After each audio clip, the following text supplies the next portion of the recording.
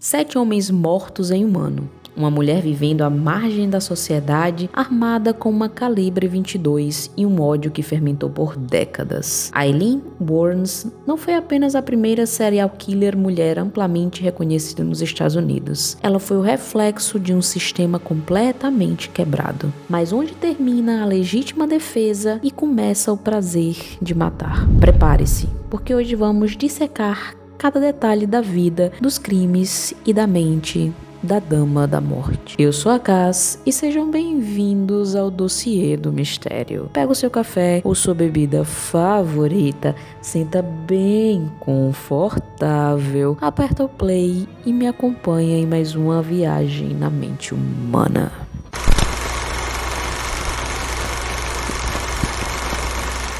O imaginário popular sobre serial killers é povoado por figuras como Ted Bundy, Jeffrey Dahmer, homens caçando mulheres, e homens caçando homens, homens caçando crianças e homens caçando animais. Mas não no intuito de sobrevivência, mas sim pelo teor da pura maldade e crueldade. Só que quando Aileen Wuornos surgiu nas manchetes, ela quebrou completamente esse paradigma. Ela era a prostituta que, em vez de ser vítima, tornou-se o carrasco dos seus clientes. O caso de Aileen é um giro argumental, fascinante e terrível. Conhecida pela sua vida desastrosa, marcada por abusos e problemas mentais, ela se tornou uma figura completamente polarizadora. Para uns, uma assassina implacável. Para outros, uma justiceira torturadora. Mas o que realmente aconteceu naquelas rodovias da Flórida? Para entender o fim, precisamos voltar ao início. Um início que ninguém deveria ter que viver. Aileen Carol Wuornos nasceu em 29 de fevereiro de 1956 em Rochester, Michigan. Se o destino pudesse escolher o pior cenário para uma criança, ele haveria de escolher justamente esse. Seu pai, Leon Pittman, era um criminoso sexual que se enforcou na prisão. Sua mãe, Diane, abandonou Aileen e seu irmão Keith quando eles eram apenas crianças aí em torno de seus 4 anos. Os dois foram adotados pelos seus avós, mas o que deveria ser um porto seguro era na verdade uma extensão do inferno. Seu avô era um alcoólatra violento que abusava sexualmente de Aileen desde que ela era muito pequena. Imagine uma criança de 10 anos sendo forçada a ter atos sexuais dentro da própria casa. Isso destruiu qualquer noção de limite ou segurança que ela pudesse ter. Aos 11 anos, Aileen já trocava sexo por cigarros ou pequenos valores com meninos do bairro. Ela era chamada de a porca dos cigarros. Aos 14 anos, engravidou após ser violentada por um vizinho. Ninguém acreditou nela, óbvio. Ela deu à luz em um lar para mães solteiras e o bebê foi imediatamente levado para a adoção. Quando voltou para casa, o avô a expulsou de vez. Aileen passou a morar em uma barraca no meio da floresta, enfrentando temperaturas abaixo de 0. E foi ali, no gelo e na solidão, que ela aprendeu que homens eram perigosos e que o mundo não lhe devia nada além de dor. Durante quase 2 décadas, Aileen viveu como uma fugitiva da própria vida. Ela viajava de carona, dormia em motéis baratos, em carros abandonados ou até mesmo nas dunas das praias de Flórida. Sua aparência, que antes era bem jovem, foi rapidamente consumida pelo álcool e pela exposição ao sol e ao frio. Aos 30 anos, ela parecia ser uma mulher de quase seus 60. Em 1986, algo mudou.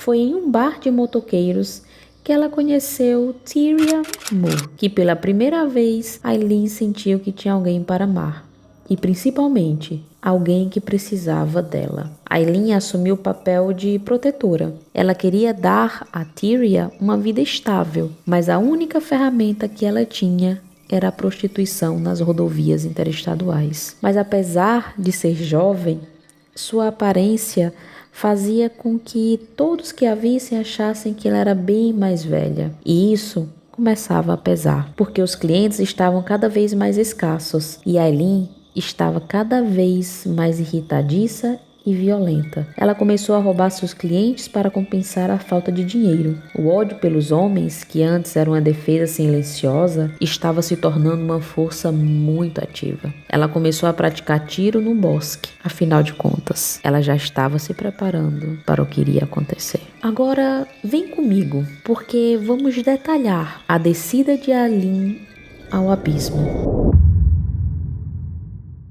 Richard Mallory, novembro de 1989. O primeiro. Mallory era um estuprador condenado. Aileen alegou que ele a torturou. Ela o matou com vários tiros e levou seu carro. Este crime, se confessado na hora, poderia ter passado por legítima defesa, mas Aileen simplesmente fugiu. David Spears, junho de 1990. 6 meses depois, o padrão mudou.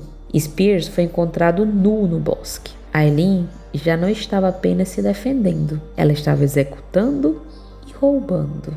Charles Carskadon, junho de 1990. Apenas 5 dias depois de Spears, ele foi morto com 9 tiros de uma calibre 22. O excesso de tiros mostrava uma raiva completamente explosiva. Peter Sims, julho de 1990. Este caso foi o início do fim. O corpo nunca foi encontrado, mas Aileen e Tyria sofreram um acidente com o carro dele e foram vistas fugindo do local. Testemunhas ajudaram a polícia a criar retratos falados das duas suspeitas. Troy Burrs, agosto de 1990. Um vendedor de salsichas que parou para dar carona foi encontrado no bosque, baleado. Charles Humphreys, setembro de 1990. Um ex-investigador da polícia.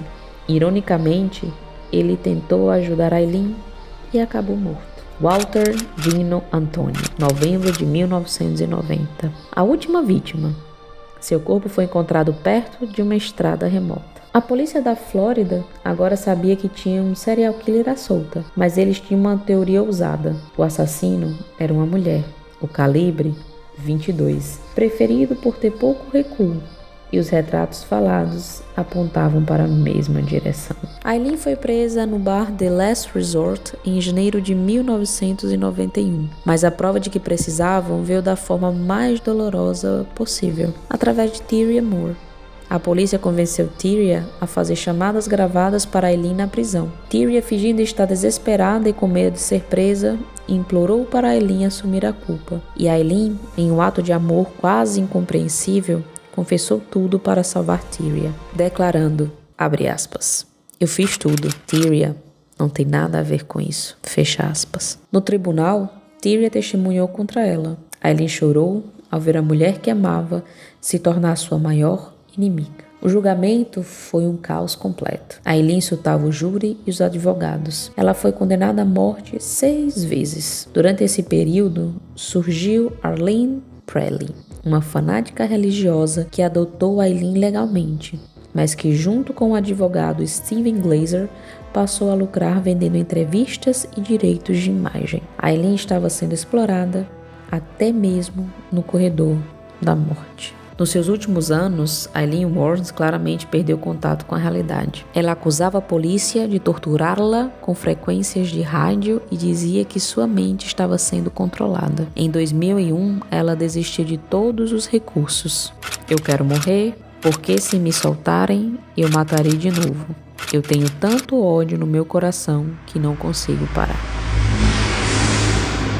Em 9 de outubro de 2002, ela recebeu a injeção letal. Suas últimas palavras foram uma mistura confusa de delírio religioso e referências a filmes de ficção científica. Ela morreu sozinha, mas sua história continuou viva em documentários e no filme Monster, que rendeu um Oscar a Charlize Theron. Aileen Wuornos foi um monstro? Alguns psiquiatras dizem que ela nasceu com uma predisposição genética para o crime, herdada de seu pai. Outros dizem que a sociedade a moldou e a criou, abusando dela até que não restasse nada além do puro ódio. Ela não matava por prazer sexual, como muitos serial killers homens. Ela matava por dinheiro, por vingança e talvez porque cada homem que ela via na estrada era um reflexo do avô que a destruiu desde a infância. Aileen Wuornos foi vítima e vilã, Uma vida que começou em tragédia e terminou em sangue. Se você chegou até aqui, o que é que você acha? A Eileen poderia ter sido salva se alguém tivesse estendido a mão quando ela era aquela menininha na barraca da floresta? Deixe sua opinião aqui nos comentários. Não esquece de se inscrever para mais histórias como essa, de deixar seu like, de ativar o sininho e de me seguir nas redes sociais. Caso Oficial lá no Instagram. Me segue lá pra gente ter um papo mais próximo. Lá eu posto várias coisas também informo aqui coisas sobre o canal. Então é isso, se você gostou, meu muitíssimo obrigada por me acompanhar em mais um vídeo. A gente se vê no próximo. Um abraço do meu lugar do mundo e tchau!